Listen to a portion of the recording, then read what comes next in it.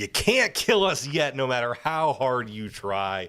Thank you for dealing with us. We are back for part 2 of our big quarterfinal preview. Thank you to our technical staff, too, for diagnosing a couple problems. But the most important thing is we still get to make our picks. Absolutely. When we last left you on this, well, we didn't want it to be a to be continued, but when we last left you, we were going to make our 9AA picks. So let's go there right now. Number 8, Loyola Frederick. Number 1, Parkston. I got Parkston in this one. Loyola Frederick's had a dream season, but there comes a time when it's just too tall of a task. Give me the Trojans. I will take Parkston as well. I just think this is a team that is on a mission to go back-to-back. Number 5, Freeman Marion Freeman Academy against number 4, Hill City. I really like this Phoenix team. I think that their spread offense is going to give issues to Hill City, stuff that they have not seen yet this year. But I really like that Sperling has been running the football for the Phoenix, giving them balance as well. You got 2 terrific quarterbacks in this one, but that playoff experience for Freeman getting a little bit better over the last few years, I think is going to pay off in this one. I just think the way they ended the regular season, I don't care what level they are. Avon is one of the best 9-man teams in this state, period. The fact that the Phoenix beat them in the regular season finale showed me something. In Hill City, as you mentioned, being a little newer to the 9-man game, I think Hill City will eventually be a perennial contender, but I will take the quote-unquote upset like you and take number 5, Freeman Marion Freeman Academy over number 4, Hill City. Number 7, Viborg Hurley. Number 2, Hamlin. Yeah, Hamlin is just going to be too much to handle for Viborg Hurley. Viborg Hurley coming off of a couple weeks where they have not been at their best. They squeaked by last week. They're going to need a lot more firepower to beat the Chargers. I agree with you. I just think Hamlin has so many veterans, so many guys who have deep playoff experience, and so many guys that can just make things happen. I will take Hamlin as well. Last one, Hanson, Elkton, Lake Benton. Can the Beavers pull a second straight upset? I'm going to be in Elkton, and I'm really just hoping for a good game. Mm-hmm. It's going to be interesting because Hanson hasn't put a lot of their passing plays on tape until last week. So that could throw a wrinkle into this one. But I think Elkton, Lake Benton, and Colt Beck and Tanner Stein and all these guys who have been getting the job done for the Elks this year are going to be too much for the Beavers. Yeah, I think Elkton, Lake Benton, even in the loss to end the regular season with Hamlin, it's a game that they led by 17. They let Hamlin come back, but I think the Elks know at this point in the season they can't take anything for granted. They are not going to overlook Hanson no matter what the seeds or the upsets tell you, and I think Elkton, Lake Benton will be ready, so I will take them as well. So we are the same in our picks, both picking number 5 over number 4 in 9AA. Well, that wasn't as much fun either. It wasn't as much fun either. We've had 2 differences through the 9-man, but now we move on up to the 11-man ranks. Yeah, I almost went too far. To 11B. And 11B. Here we go. At 11B is where we saw 3 quote-unquote upsets happen. The 9, 10, and 11 seeds all won in the first round. Yeah, that was fun. A couple of double-digit seeds, and then that 8-9 matchup could have went either way. Let's just talk about that. Mobridge Pollock played McCook Central Montrose, struggled out of the gate. McCook Central Montrose thought, maybe they could take advantage of that, but Mobridge Pollock showed their true colors and got it done. Absolutely. 36-18, they double up McCook Central Montrose. Woonsocket Weston and Spring Sanborn Central, a very interesting game with Aberdeen Roncalli, 14-13. This is one you and I think, both called last year. I think a lot of people liked Woonsocket Weston and Springs and kind of dismissed Roncalli, but Roncalli showed up defensively. They gave as much problems to this offense, especially the passing game, as we've seen anybody this year. So props to Roncalli for being able to shut down the passing game for Woonsocket, Western Springs, Sanborn Central, but not enough to get the victory. Absolutely. And then St. Thomas More over Groton. We talked about that at the top of the broadcast, or at least the top of part 1 of the broadcast, when we mentioned the 11 seeds winning, 11 seed over 6 seeds. St. Thomas More over Groton, 40-13. St. Thomas More, they have all the ingredients of a team that can make a run. The question is, will they continue to? Yeah, I liked the quarterback play has gotten more solid through the season. Inhofer, we talked about, is a guy who's able to make some plays offensively for them. We know their defense has been rock solid all season long. This is a team you have to watch out for. St. Thomas More is definitely playing much better football. And then the only other, well, not the only other, but the one thing that was interesting to me from the octafinals, MVP 8-0 over Wagner. What a weird game that was. Yeah, Gannon Knievel comes back for Wagner and shows what a difference he makes when he has the ball. That's a tough dual threat guy to stop for MVP.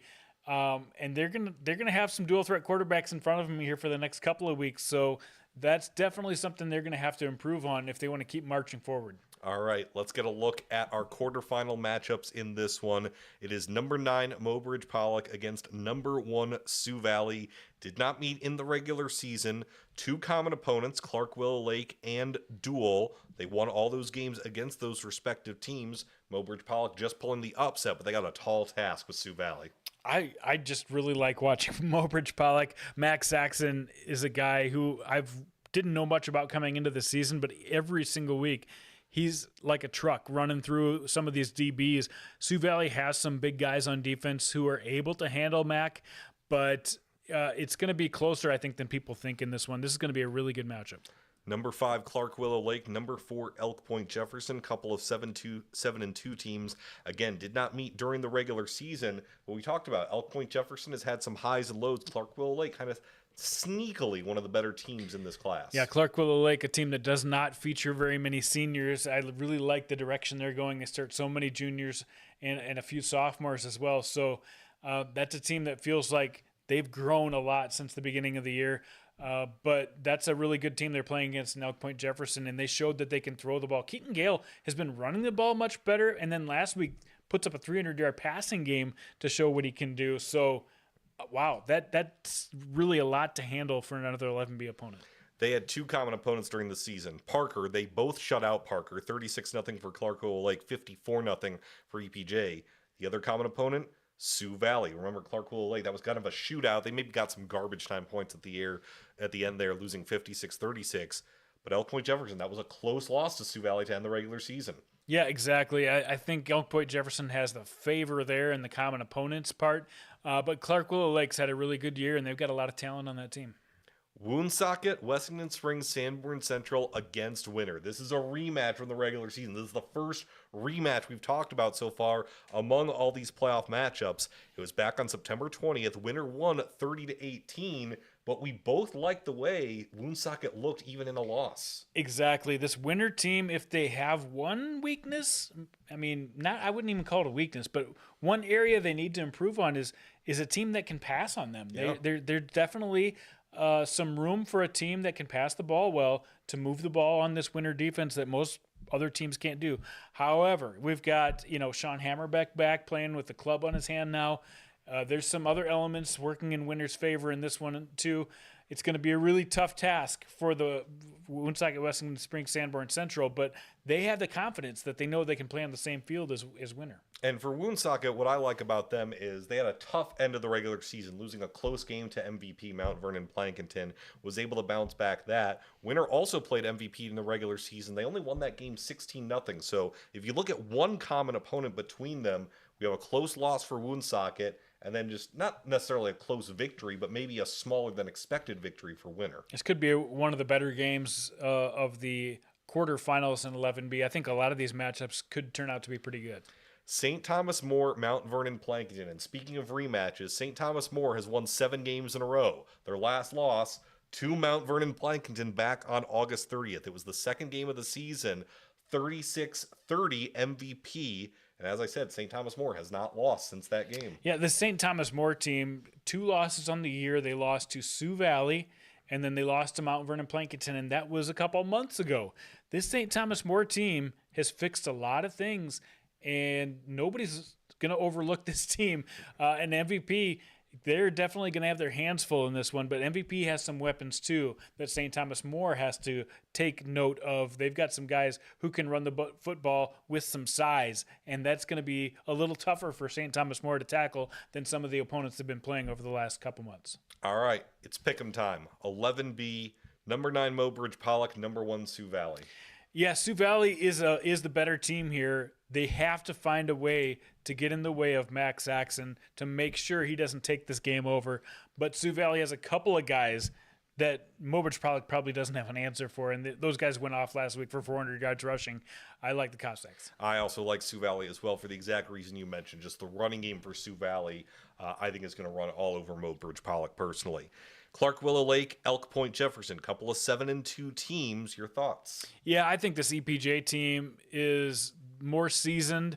Clark Willow Lake is on the up and come, but won't have quite enough firepower for the Huskies. I agree. I think EPJ again has played other teams well. I think that close loss to Sioux Valley to end the regular season showed EPJ the kinds of things they need to clean up, the kinds of things they need to pinpoint precision. So I think they get the victory over Clark Willow Lake.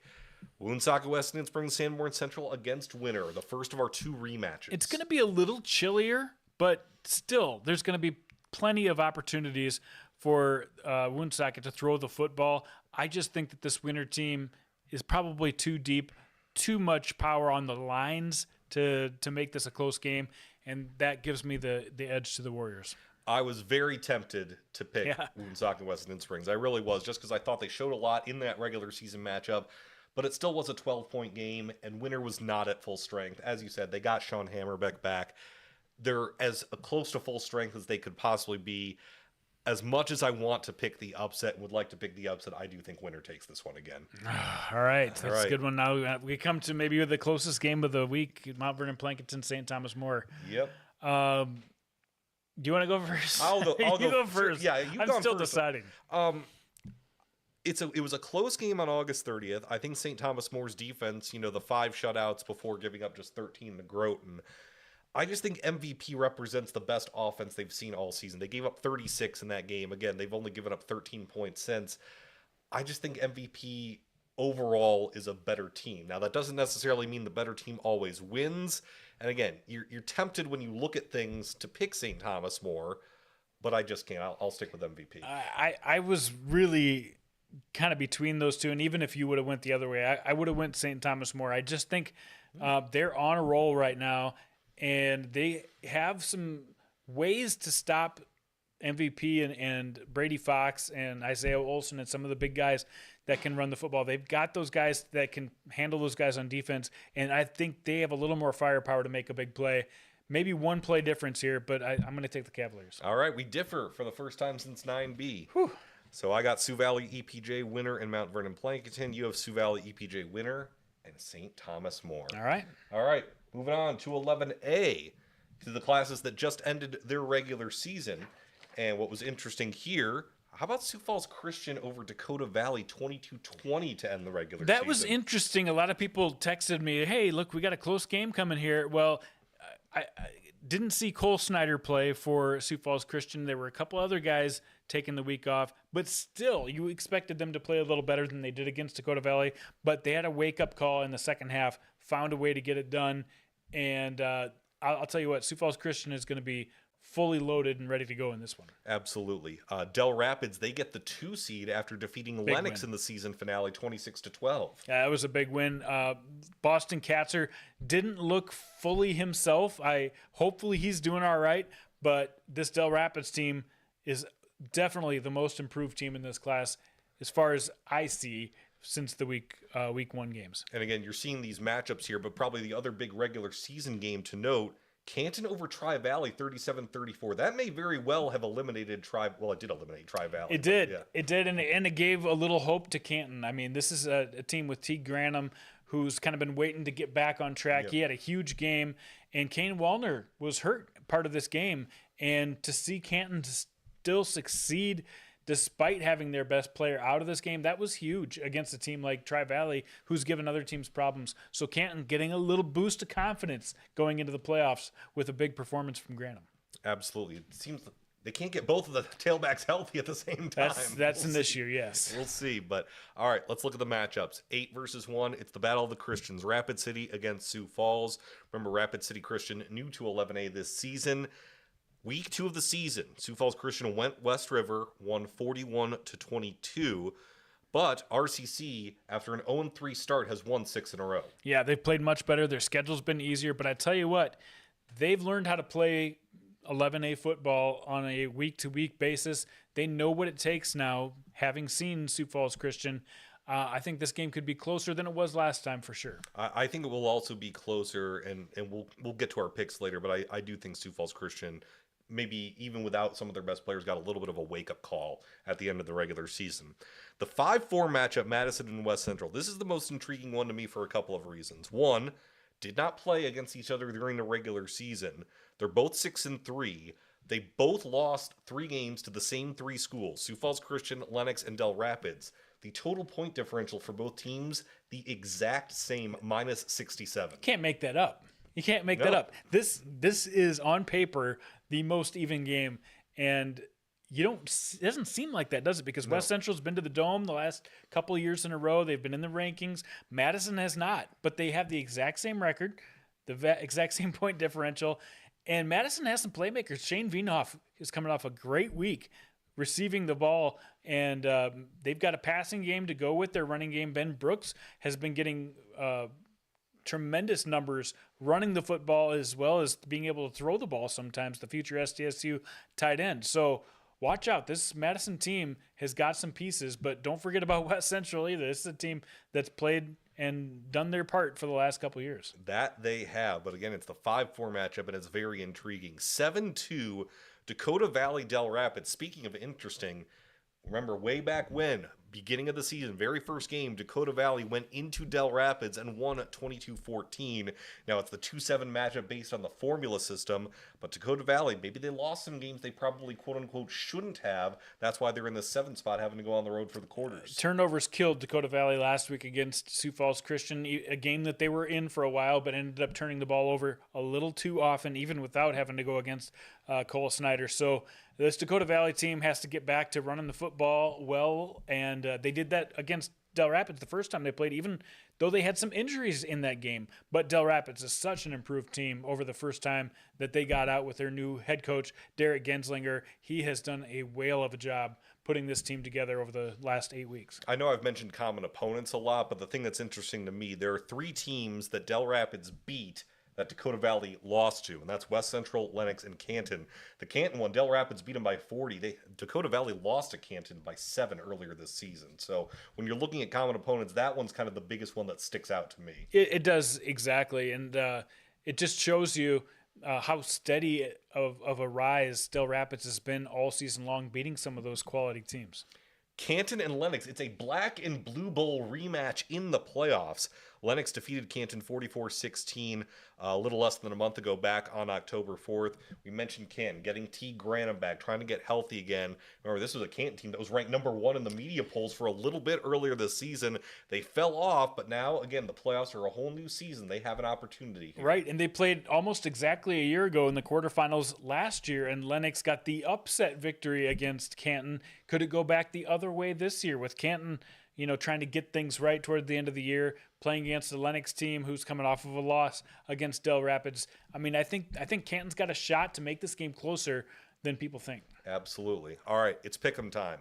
11A, number 8 Rapid City Christian, number 1 Sioux Falls Christian. Sioux Falls Christian has shown they are the best team in this class. Rapid City Christian definitely has lived up to some of the hype, but not good enough to knock off the Chargers. I agree with you. I do think it is going to be a closer game than it was out in Rapid City for this reason. Rapid City Christian can throw the ball, obviously, with Kiefer at quarterback. Playing on that turf at Bob Young Field, I think that might give them a little more juice and pep in their step. I'm not predicting the upset, but I think this game might be a little closer than people think. I will still take Sioux Falls Christian in that one. I will go first on this one. Madison West Central, we talked about how even they are. Same record, same losses, same point differential. From a momentum standpoint, I'm tempted to take Madison, but I think West Central has the experience to get it done. Yeah, and West Central does a great job of controlling games like this, playoff games where they can just eat up clock. But I think this Madison team is underrated, and I will take the Bulldogs in a slight upset here because they can move the ball with Shane Vienhoff, and they've got more high-level playmakers than West Central does. West Central might have more of a advantage on the lines, but I think this Madison team is ready for an upset. Interesting. So you'll take Madison, I will take West Central. Del Rapids and Dakota Valley. And as we talked about, Dakota Valley, they beat Del Rapids in Del's earlier this season, so they're not going to be intimidated going to Del Rapids. They won't be intimidated, but they just don't have enough to get by Del Rapids this time with the improvement I've seen from the Quarriers. Give me the Quarriers to march back into the semifinals. Yeah, I just think these two teams are on different trajectories right now. Dakota Valley on a little bit of a downslope. Even though they did play Sioux Falls Christian well to end the regular season, I, like you, am also going to take Del Rapids in this one. And then the Black and Blue Bowl rematch of Lennox and Canton. I got Lennox here, but maybe just by a score. I think this is going to be a really good game. The Orioles are able to control the line, and Canton they've got some good guys up there, but their depth is just not what we projected it to be when this year started. So Canton started the season 3-0, and then they lost 5 in a row, and all 5 by double digits before this last victory over Tri-Valley to end the regular season. It was a close game, 37-34 over a non-playoff team. Again, I feel for Canton in terms of the injuries.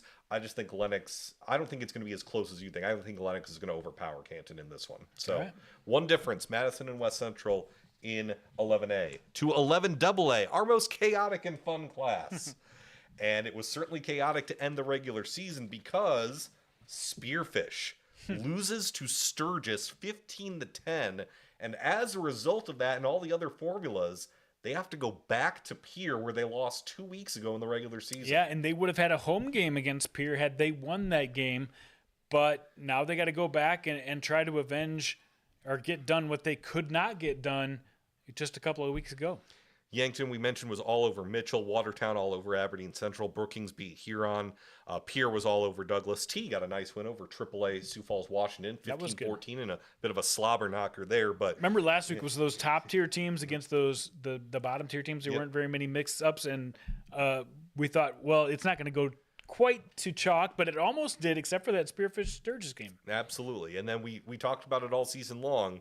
You legitimately can make a case for any of these teams. Let's start in the 1-8 matchup. Aberdeen Central and Yankton did not play in the regular season, but Yankton has proven over the course of maybe the last 3 weeks specifically that they may be the deepest team in this class. Yeah, I think they are, and Easton Nelson, to me, has been a big reason why he has had such a calming effect leading this offense. They've got speed on the outside, a couple different guys in Connor Slaba and Carson Ness who can burn you.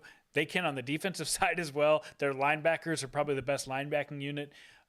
Just very evenly balanced across this team. Not a lot of holes to punch in this Yankton team. And then when Evan Sirk goes for 6 touchdowns like he did last week, it makes it a bigger uphill climb for Aberdeen Central. Yeah, just a bunch of guys who know how to play on both sides of the football.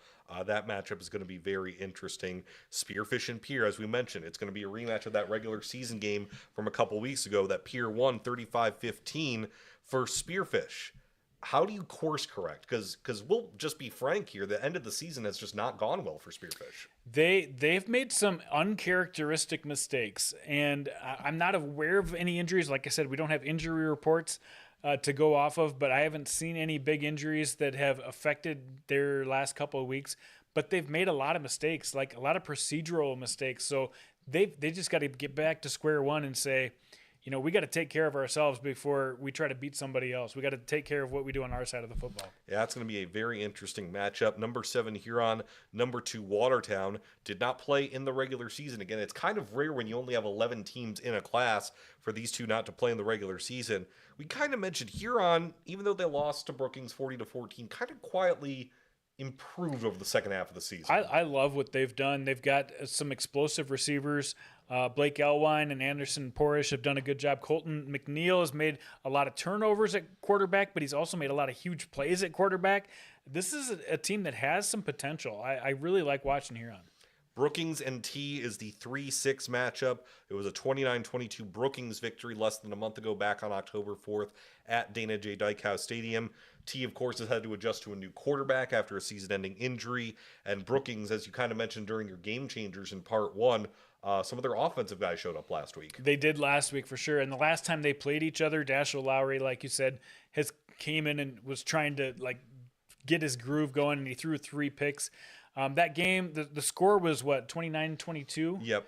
But it was 29-6. I think it was 29-6 at one point, and it was all Brookings. It felt like all Brookings most of the game, and that defense, the Brookings defense, really played well against Dashiell Lowry. I don't think it's quite as much of an advantage this time for the Brookings defense against Lowry now that he's seen him one time. All right, let us make our picks. Number 8 Aberdeen Central, number 1 Yankton. I got Yankton here. No surprises. I really like what they do offensively. Their defense, though, has been outstanding, and I think that's the key to this game. They're going to maybe shut out Aberdeen Central. Aberdeen Central pulled off a couple of upsets, quote-unquote, earlier this season. They showed flashes, but I agree. I just think this is a bad matchup for Aberdeen Central. I'm taking Yankton in this one. The rematch from a couple weeks ago, Pierre and Spearfish in the capital city. This one is tough. This one is really tough. I think this Pier team is getting healthy at the right time. Not just like players playing that weren't playing, but mostly guys are getting healthy. Elisha Bucci, he had to play a little bit of offense and defense. They were able to rest him up a little bit last week. I think he makes a huge impact in this game like he did the last time they played. I think Pier does it again. They find a way to beat Spearfish. I think about the only thing I can guarantee in this game is it will not be 103-0 like it was a couple of years ago in the postseason. This game will tell me a lot about Spearfish, whether they win or not, just because we talked about them as a future contender in this class. I think they need to make a good showing to get some positive momentum heading into next season. I still am going to take Pier. I believe it's going to be a closer contest than the 20-point game a couple weeks ago, 35-15. Spearfish just needs to get out to a better start because that one game was 21-0 pretty much in a hurry. Spearfish didn't score until the fourth quarter. I just don't like the trajectory they're on. I think if they can, kind of rise from within, make it a close game, maybe that's something, but I just don't know if they can get over the hump, so I'm going to take Pier as well. Huron and Watertown. One more game at Watertown's old field. Yes. And maybe the baseball bleachers one more time. Maybe one more time next week too. Who knows? But Huron is going to be, they're going to throw some stuff at Watertown, but Watertown has enough to shut them down. I like the Arrows. I like Watertown as well. You think about what they talk about during the season on how when they don't commit silly penalties and they don't turn the ball over, they usually are the better team. Now, that's very cliche, but it's been kind of something they've harped on all season long. If they can clean things up, especially come playoff time, I think they're in a good position. I will take Watertown as well. Brookings and T area. Yeah, Gavin Anderson's done a much better job in the second half of the season leading this offense. We knew they could run the ball by what they did in the first half of the year, but now a little more balanced. This Brookings team is definitely heading in the right direction. I think they continue with a win over T area. I like the Bobcats as well because, as you mentioned, the offense has caught up, not necessarily all the way to the defense, but they're showing that they can win games where they need to score points. And I think against T, they can score points. So we're both going chalk. As unpredictable as 11 AA is, we're both going chalk here. And it probably won't happen. Won't happen. All right, last but not least, 11 AAA. We talked about the big game, Lincoln securing the number 2 seed by winning at Harrisburg to ensure that any rematch would be at Howard Wood Field. Yeah, and that was a huge second half. Harrisburg was not able to move the ball against that Lincoln defense in the second half. That made such a huge difference. And I'll tell you what, the Patriots, they've only lost one game in the last 2 seasons. They're still pretty good, and Brody Schaefer really had his best game since early in the season. Yeah, was doing it with both his arm and his legs, as we talked about a little bit earlier. Just to end the regular season, Brandon Valley, they didn't need to win this game, but they still beat Jefferson 28-3, O'Gorman all over Roosevelt, and then Central over Stevens in the battle to get into the playoffs. And Rapid City Central actually ends up getting the number 7 seed. So looking at these playoff matchups, Brandon Valley, Washington as the 1-8. This was the very first game of the season, and everything changed for the Warriors when Devion Bonwell-Whitty, the Brandon Valley transfer, went out with a season-ending injury. That was a close contest. Only 20-7 Brandon Valley, but of course, where they were then and where they are now is completely different. Briggs Knutson was starting his first game at quarterback for Brandon Valley. He has been very efficient this year, a lot more efficient than I thought he would be, but he was still trying to grasp the offense at that point. He's gotten to a point now where he's truly leading that offense. This Brandon Valley team has made huge strides. And then on the other side, you've got Tommy Hoffman, a guy who's quarterbacked for 3 years in a row for Washington, and he's lost a lot of his weapons, but he still has Jace Woods, and they still have Ralph Williams in the backfield. They're going to need some huge plays in this game if they're going to keep up with that Brandon Valley defense. Yeah, Tommy Hoffman obviously has the numbers from a quarterback. Briggs Knutson kind of a little more complimentary because the running game for Brandon Valley has been so effective this season. Exactly. The running game has just... And that's the way Brandon Valley's been for the last several years now. Have an efficient quarterback and then just dominate road great people up front. And yeah, Gus Scott, along with Levi Vesker. Now, I mean, those are 2 guys you don't want to mess with. That's the 1-8 matchup. The 4-5 matchup, O'Gorman and Sioux Falls Jefferson. They met at McEnany Field earlier in the regular season. That was a 20-point victory for Jefferson. They held the Knights to under 200 yards of offense. And the big thing, Davion Simonson did not play in that game for Sioux Falls Jefferson. Yeah, neither did Eddie Whiting. I mean, they kind of knew that they were locked into that 4 seed. They were trying to knock off Brandon Valley from having a perfect season, but they weren't totally invested in winning that game. So this Jefferson team should be ready to go. Ethan Swenson turned the ball over a couple times uncharacteristically, so I think they'll get back to basics against O'Gorman here, but they've got their hands full. Yeah, the Knights. You never know with the Knights. There've been times this season where they've clearly underperformed, and then there's other times where you're like, okay, can Schlimgen make some plays? Can other guys make some plays for the Knights? Yeah, and I think they can. They don't have enough playmakers. They don't have a lot of depth up front. Sully Schlimgen has to play both sides of the ball, which is really, really tough for a star player like that to do, but he somehow makes it a way to get it done. Rapid City Central with a couple wins this season. They get the 7 seed. They're playing the 2 seed Sioux Falls Lincoln. This was a 46-7 Lincoln victory over Central just 20 days ago. You got to give a round of applause to Central. I mean, I know getting the 7 seed shouldn't be worth clapping for, but they have made such big strides. Yep. And then the numbers that they have in the younger grades, just keep up the good work. I want to see Rapid City Central continue to improve, but Sioux Falls Lincoln, they've got their stuff together right now. And then the 6-3 matchup, Sioux Falls Roosevelt against Harrisburg. Harrisburg, which was number 1 just 2 weeks ago, back-to-back losses against Brandon Valley and Lincoln. They fall to the 3 seed. And not huge losses on either one of those 2 games. A couple scores against Brandon Valley and then had a bad second half against Lincoln. They're going to have to regroup, but this is where you start. You got to show out against a team like Roosevelt and take care of it right away. And the Tigers took care of business against the Rough Riders in the regular season, 49-13. All right, it is pick'em time. You guys probably already know where we're going, but we'll just break it down. Brandon Valley, Sioux Falls, Washington. Yeah, this Brandon Valley team really going to show what they can do defensively. Tommy Hoffman gives them a few things to consider, but Hoffman's thrown 8 interceptions this year. I think he's going to have to force the ball a little bit too much. Give me the Lynx. I just think the balanced offense of Brandon Valley will cause fits for the Washington defense. I will also take the Lynx, O'Gorman, and Jefferson. Jefferson usually has not turned the ball over very much. Last week they did. I think they're going to play it close to the vest. They're going to find a way to move the ball on O'Gorman and just pound him. It might be fairly close, a score or two going into the third quarter, but second half will be all Cavaliers. I just look at this from the regular season standpoint. Jefferson won by 20 at O'Gorman's field. They did it when they weren't 100%. I just think Jefferson has way too much firepower, and as you said, O'Gorman, not enough playmakers to keep up. I will also take the Cavaliers. Rapid City Central, Sioux Falls, Lincoln. I got Lincoln in this one.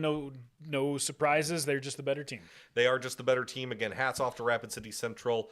Make it a competitive game, build on something for next season. But Lincoln, I think, with that win over Harrisburg to end the regular season shows that, hey, just because we're the 2 seed, just because we lost earlier in the regular season, doesn't mean that we're not going to go for back-to-back. We are on a mission. I will take Lincoln as well. And then Roosevelt and Harrisburg. Just a note, Roosevelt, I think, has played better than a lot of people thought they would with 3 wins this year. But this Harrisburg team will get back on track and get the W. Yep, Roosevelt, I think maybe in 1 or 2 years as they kind of rebuild and replenish the roster will be a contender. But this is another Harrisburg team with Sam Knuth. Even though they were the 3 seed, even though they lost a couple games to end the regular season, Sam Knuth is a veteran quarterback that knows how to win in the playoffs. So I will take Harrisburg. Again, we're going all chalk in 11 AAA, but for good reason because we've kind of been pegging these as the semifinal matchups probably since about week 3 or 4. You guys have your chance to make your picks out there. I highly doubt we'll get very much variance on 11 AAA from your picks, but you never know. We're in the playoffs. You never know. So, all right, we will end, because we had some technical difficulties, we will end with one Ask Jandy Anything. Favorite shoes to wear on the sidelines when you're shooting games? I famously used to have some bright orange shoes that I would wear just so people You're the Jandy man? could see me. Well, one, because Midco's colors was orange, so I Yes. decided to match. But so people could see me from a long ways away. A lot of people would comment on them. Are they my favorite, though? Okay, those are my favorite. Okay, sure. Yeah. Yeah. Orange shoes. I'll shoot. But I quit wearing the orange shoes because, different colors. Now. Yeah. You know me, I'll wear a pair of 11s. Yeah. Pretty much all the time. Definitely. 11s or 3s. It just kind of depends on the comfort level. And we will end with one more from Mr. Deal himself. One bold take for the quarterfinal round from you. Bold take from the quarterfinal round. So I'm with, gonna with these playoff games coming up on Halloween, one bold take. I'm gonna say Yankton shuts out Aberdeen Central and scores 2 defensive touchdowns. Okay, you're going specific. I'm takes. going specific takes because All you already heard our picks. Yes. So I got to throw something a little bit more concrete. Okay. I got to think of a good one. Yeah, do some looking here. Winner will defeat Woonsocket West and Spring Sanborn Central, but it will be by less than 1 possession. It'll be 6 points or less. I like that one. So winner will win, but they're going to win by a possession. Let's or less. go. So Go there prove we it. go. All right. Thank you for joining us for part 2. Thank you for keeping up with us. We sincerely appreciate it. Hannah Rowe, Bruce Andera, all our technical staff. Thank you so much for keeping up with us and watching us. We'll figure out the glitches for next week. Yes, absolutely we will. And no, Matt Kearney, we are not wearing Halloween costumes to shoot, or at least I'm not. No. So there you go. For everyone here at 605 Sports, alongside Jason Andera, I'm David Brown. We will see you next week for the semifinal preview on Inside the 605. Take care.